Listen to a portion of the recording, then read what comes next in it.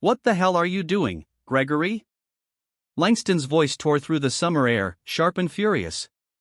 He dropped his briefcase at the edge of the patio and bolted toward the pool, heart hammering in his chest. The sun was still high, casting sharp reflections across the turquoise surface. But all he saw was his 6-year-old daughter, Isabel, trembling and soaked to the bone, sitting at the pool's edge. Beside her, the young housemaid, Maya Williams, drenched and gasping, her lips tinged faintly blue. Gregory didn't glance at Maya, his eyes locked on his daughter. "Sweetheart, are you all right? Are you hurt?" He crouched, inspecting Isabel's tiny limbs, checking for bruises, cuts, signs of trauma. "I'm okay, Daddy." She choked out between coughs, shivering. "I fell, Miss Maya. She jumped in. She saved me." He didn't hear the last part. "Not really." Or maybe he chose not to. From behind him, a hoarse voice spoke, weak from strain. "She slipped near the deep end. There was no time to call for help. I had to." "Don't talk," Gregory snapped, turning his fury toward Maya for the first time. "You were supposed to be watching her. How could you let her get that close to the pool?" Maya's teeth chattered slightly, her wet uniform clinging tightly to her frame. At 29, she had only been working in the Langston estate for 4 months. This was supposed to be a temporary job, a way to pay off her student loans after dropping out of nursing school to care for her ailing mother. But now, she stood before one of the most powerful men in Napa Valley, dripping and disoriented, being reprimanded like a criminal. "I didn't let her. She was just playing with her doll. And she leaned in too far. I saw her go under. I jumped in, sir. She was sinking fast." "You should have yelled for help," he barked. "You don't just throw yourself in like a lunatic. What if you'd both drowned?" Maya paused, stunned. She couldn't swim. Neither could I, really. But I couldn't let her die. You couldn't swim and you jumped in anyway?" Gregory's voice rose with disbelief and disgust. "Are you out of your damn mind?" Isabel reached out, tugging her father's sleeve. "Daddy, please don't yell at her. She saved me." Gregory pulled the girl into his arms protectively. "Go inside, sweetheart. Get warm. I'll be right in. But now, Isabel." The girl looked back at Maya one last time before slipping through the sliding glass doors, water squishing softly beneath her feet. Gregory turned again to Maya, now standing unsteadily, visibly struggling to breathe evenly. Her chest rose and fell rapidly. She coughed hard, doubling over slightly. "You should have thought this through," Gregory said coldly. "You're lucky nothing worse happened." Maya looked up, lips trembling, not from fear, but from cold and something deeper, disbelief. "Mr. Langston, I pulled your daughter from the bottom of that pool. She stopped herself. There was no point." His eyes were already glassy with disapproval, not gratitude. "I'm not interested in excuses," he said, brushing past her. "Change into something dry and stay out of sight until further notice." She flinched as if the words had slapped her. "Understood?" he added without looking back. "Yes, sir," she murmured, voice flat. As he disappeared into the house, Maya stood alone, water still dripping from her hair. She wrapped her arms around herself, trying to suppress a shiver that wasn't just from the cold. The pool glistened behind her, placid now, as if it hadn't nearly claimed 2 lives. She staggered toward the servants' quarters, each step heavier than the last. That night, the Langston house was quiet. Isabel had fallen asleep early, bundled in flannel pajamas with a space heater humming beside her bed. Gregory sat in his office sipping scotch, the headlines of his portfolio glowing across his screen. But his mind wasn't on the market. He replayed it all, her soaked uniform, her hand on Isabel's back, the coughing, the trembling lips, and still something in him twisted with annoyance rather than guilt. She was reckless, foolish, and yet, damn it, he muttered, finishing his drink in a single gulp. Elsewhere, Maya sat alone on the edge of her twin bed, her fingers curled around a worn photo tucked beneath her pillow, her mother, younger, smiling by a riverbank. Maya whispered, "You always said doing the right thing didn't always feel good." Her throat ached. She hadn't eaten. She didn't care. From outside, the wind stirred the leaves. The pool was dark again. No one thanked her. No one saw the moment she couldn't breathe either. No one noticed the girl who jumped, knowing she might not come back up, not even him. The morning after the pool incident arrived, cloaked in an eerie calm. The Langston estate, normally a quiet symphony of buzzing espresso machines, smooth jazz echoing from the study, and the rhythmic swish of sprinklers across acres of manicured lawn, felt frozen. The silence had weight to it. Maya Williams moved like a ghost through the kitchen. Her steps were careful, calculated. Her wet uniform from yesterday had been washed and hung by the window, but it still dripped faintly. She wore a plain gray shirt and black slacks borrowed from an old supply closet. The bruises along her ribs were blooming now, hidden under layers of fabric, each one a secret reminder that she had almost drowned, and no one had asked if she was okay. She stirred the oatmeal quietly, glancing once toward the hallway. The breakfast tray for Isabel sat untouched beside her, 2 slices of toast cut diagonally, a boiled egg, and a small cup of orange juice, no pulp, just how the girl liked it. Maya had memorized those preferences in the first week. Behind her, a deep voice cleared his throat. "You don't need to prepare her meals. Rosa can handle that." Maya turned slowly. Gregory stood in the doorway, dressed impeccably in a navy blue suit. No briefcase, but his phone buzzed steadily in his hand. He hadn't shaved. The stubble across his jaw made him look rougher, less composed. "I know her routine," Maya replied softly. "I didn't want her morning to feel different." Gregory's gaze lingered on her a moment too long. "She'll be fine. Kids bounce back." Maya nodded. "Yes, sir."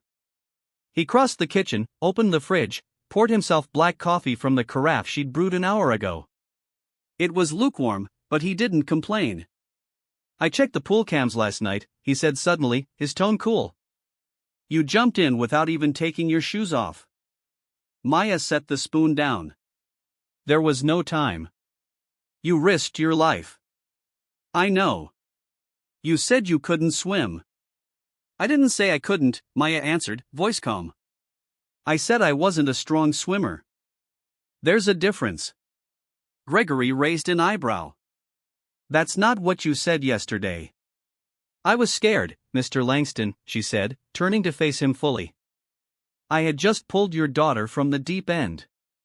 My heart was in my throat. My lungs were half full of water. Maybe I didn't say everything perfectly." For a moment, silence again. He looked at her, really looked this time, the purple shadows under her eyes, the raw skin at her knuckles, the way she stood, slightly favoring one leg. But then, as if catching himself, he shifted his gaze toward the sink. "You still should have yelled," he muttered. "That's what people do in emergencies. I was the only one who saw her go under. By the time anyone heard me scream, it would have been too late." She paused. "I didn't act recklessly. I acted fast." Gregory stared at his coffee. "You could have drowned, too." Maya stepped forward just slightly. "Yes, but I didn't. And neither did your daughter." The words hung in the air, not angry, not dramatic, just true. Isabel's soft footsteps interrupted the standoff. She entered the kitchen, rubbing her eyes, dragging her stuffed penguin by the flipper. "Morning, Daddy." "Morning, Maya." "Good morning, sweetheart," Maya said gently, crouching to Isabel's level. "I made your favorite." The little girl beamed. "Thank you." Then she looked at her father. "Can Maya eat with me?" Gregory hesitated. "I think Maya has a lot to do today." "I already finished my chores," Maya interjected, her tone respectful. "If it's all right, I'd like to sit with her." He didn't answer at first, but Isabel was already pulling Maya toward the table. They sat across from each other like mother and daughter. Gregory remained standing, watching the scene with a strange tightness in his chest. "Do you still not feel good, Maya?" Isabel asked between bites of toast. I feel a little sore, Maya admitted, but better than last night. You looked like a superhero. Maya smiled. Not quite. Just someone who didn't want to see a good person get hurt. Give him Maya a like. And where are you watching this video from, BUP Stories? Leave a comment below. Who knows? Someone nearby might be watching it, too. Gregory's eyes flicked to the clock. I have to go into town. Isabel looked up. You're not staying home today? I've got meetings, sweetheart. She looked disappointed but didn't argue. He kissed the top of her head and left without another glance at Maya. When the door closed, the little girl whispered, he was really mad yesterday. He was scared, Maya said gently. Sometimes fear wears the face of anger. Does that mean he wasn't really mad at you? Maya gave a small smile. I think he was mad at the whole situation, not just me. Isabel nodded, then leaned closer. I'm glad you were there. Maya blinked hard. Me too, sweetheart. Me, too. After breakfast, as Isabel skipped off to the den, Maya returned to the kitchen to wash dishes. The sun warmed the tiles beneath her bare feet, and for the first time since yesterday, she allowed herself to exhale. But in the hallway, beyond her sight, Gregory paused outside the kitchen doorway, listening. He didn't step in. He didn't speak. He just stood there for a full minute before turning away. The early afternoon sun filtered softly through the large bay windows of the Langston living room. Light pulled over the hardwood floors, bouncing off the grand piano in the corner that no one had touched since Gregory's wife passed 3 years ago. The house was quiet, but it wasn't peaceful. It was the kind of silence that made every footstep sound accusatory. Gregory stood in his study, arms folded, staring at the security footage on his computer screen. The camera overlooking the backyard had captured everything, the glint of sunlight, Isabel teetering near the pool's edge, the sudden slip, the flailing limbs. Then Maya dropping the dish towel in her hands, running, not even stopping to kick off her shoes, plunging head first into the water. He watched it again and again. She never hesitated, not for 1 second. He remembered that moment differently, he remembered shouting, blame, rage. But the footage didn't lie.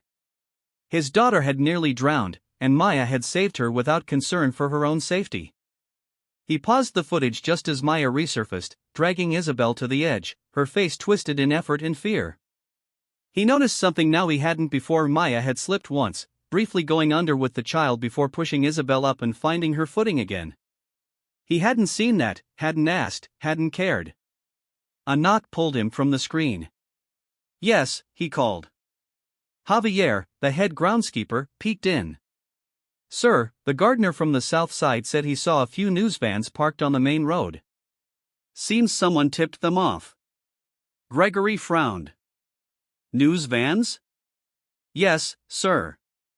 Might be about what happened yesterday. Gregory rubbed his temple. Keep them away from the property. No comment. Understood? Yes, sir. Javier left swiftly, leaving the door half ajar. Gregory sat down, fingers steepled beneath his chin. This wasn't just a personal embarrassment anymore. It was beginning to ripple outward, and he still hadn't dealt with the core of it. Maya, he checked the time. Isabel would be starting her reading hour soon. Maya often sat with her in the den, especially on rainy days. Today wasn't rainy, but Isabel had insisted he'd heard her. I want Maya to read the one with the stars and the little bear. Gregory stood and made his way toward the den. Inside, Isabel was curled on the couch, a book open in her lap, and Maya sat beside her, voice soft as she read. The room smelled of old pages and lavender from the vase on the table. Gregory leaned against the doorway, watching, listening, the weight of his earlier words sinking deeper now. BUP Stories brings you this gripping tale. Stay tuned for more.